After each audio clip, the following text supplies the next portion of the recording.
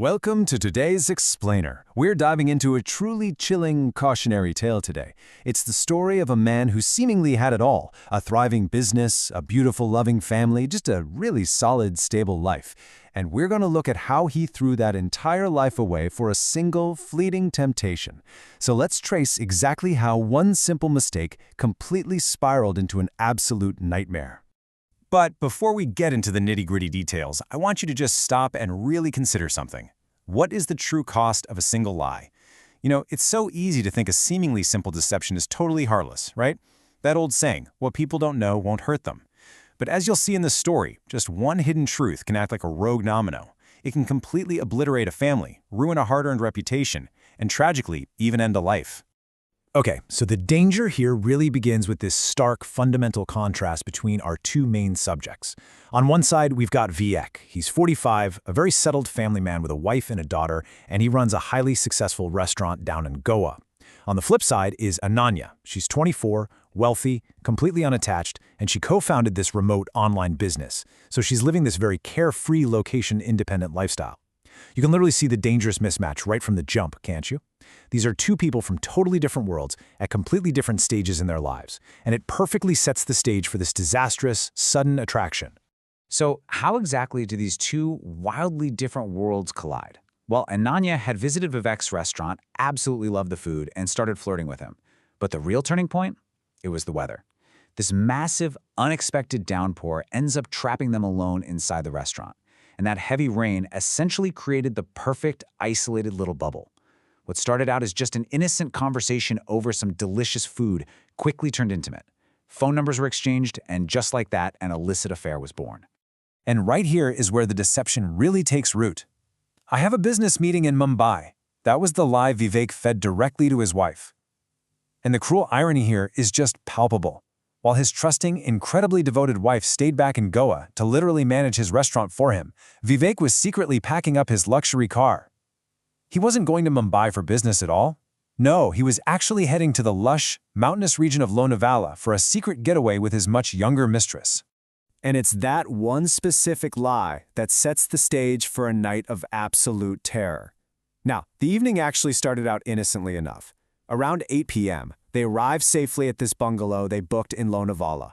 They eat, they drink, they're relaxing, but then, by 11:30 p.m., fueled by alcohol and this sudden craving for adventure, they decide, hey, let's take a late-night drive into the hills. Big mistake. Because by 1 a.m., the situation deteriorates incredibly fast. They find themselves completely trapped in a severe, blinding storm. The rain is so heavy their vision is entirely blocked, and worse, their cell phones lose all network connection. They're literally out in the middle of nowhere, completely isolated. Realizing just how dangerous this is getting, they finally try to turn back. But the car won't start. Now, Vivek actually has a background in automobile engineering, so he gets out in this freezing, pouring rain to check under the hood.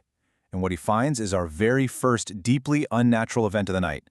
A crucial engine wire had been completely disconnected. We're not talking frayed or broken from the weather. It was deliberately pulled out in a deserted, stormy, mountainous area with literally no one else around. How does that happen? Well, Vivek manages to fix it thanks to his auto knowledge. But at this point, the seeds of panic have officially been planted. So they finally get the car moving again, crawling slowly through the blinding rain. And then they see her.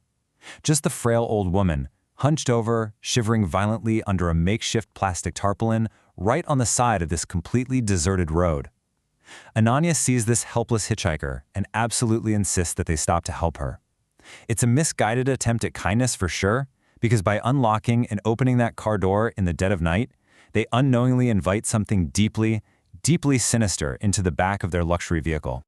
They ask her where she needs to go, trying to be helpful, and her only response is just chilling. She mutters, "Thoda aage beta," which translates to just a little further, child.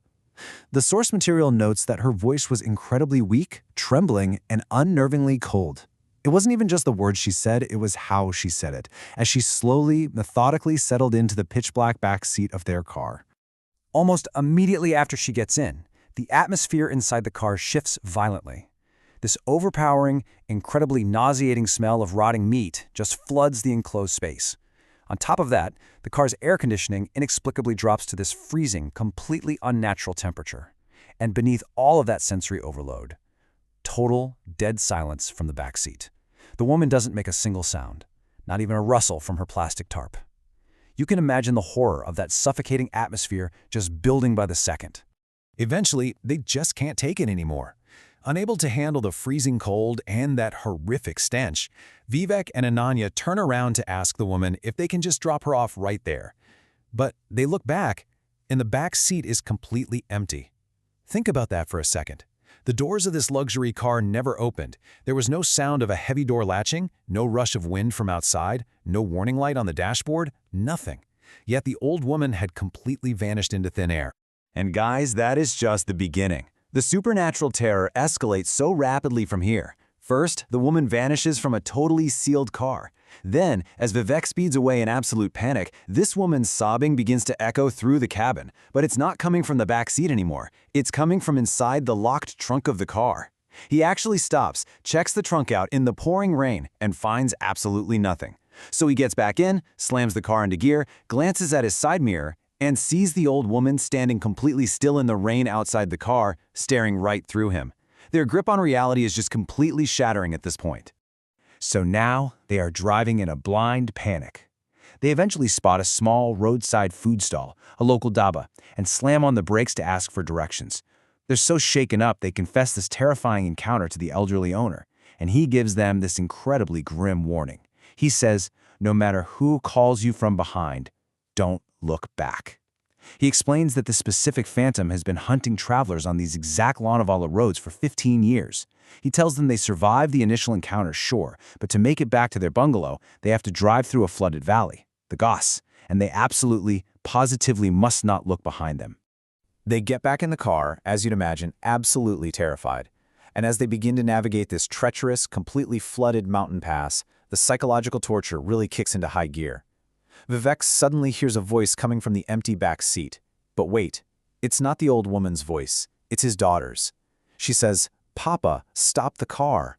And then he hears his own wife's voice, full of panic, screaming, "Vivek, stop, she's throwing up." Just picture this. He is driving through a raging storm in the dead of night, hearing the desperate, disembodied voices of the very family he betrayed calling out to him from the dark, empty back seat of his car. He tries so hard to ignore the voices. He keeps repeating the owner's rule in his head, "Don't look back, don't look back." But the tension is just unbearable. Suddenly, the real Ananya, the one sitting in the passenger seat right beside him, screams at him to look behind them. Driven by pure instinct and sheer panic, his resolve finally breaks. Vivek turns his head, and what he sees in that moment breaks his mind entirely. Sitting right there in the back seat is a second Ananya, staring right back at him with this wide, completely unnatural smile. An impossible, terrifying doppelganger. At that exact heart-stopping moment, Vivek completely loses all physical control.